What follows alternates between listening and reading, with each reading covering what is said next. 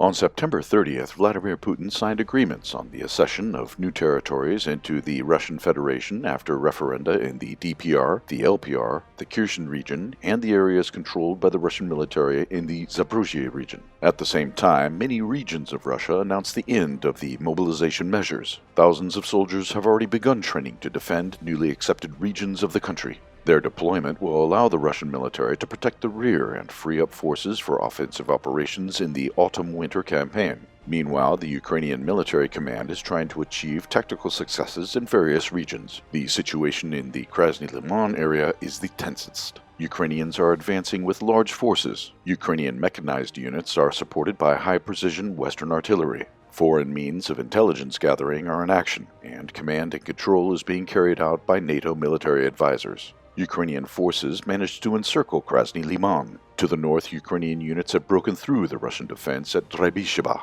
Northeast of Liman, the Ukrainians took control of Stavki. To the east of the town, fighting continues for the village of Zaryechne. The Liman-Toskore highway, the last road used for supplies of the Russian grouping in the town, came under fire control of Ukrainian artillery. In the south, Yampai is being stormed.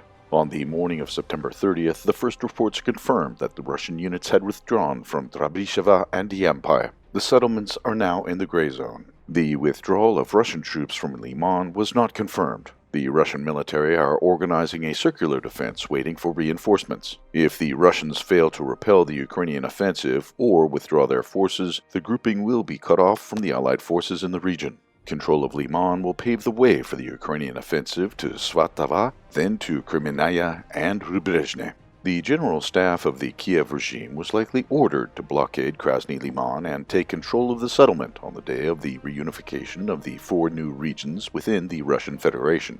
The offensive operations of the Kiev regime were expected and are politically motivated. The Ukrainian military tries its best to gain as much as possible on the front before the approach of Russian reserve forces. Amid the Ukrainian offensive, civilians are fleeing from the war-torn towns to the Russian territories but still become victims of the terrorist Kiev regime.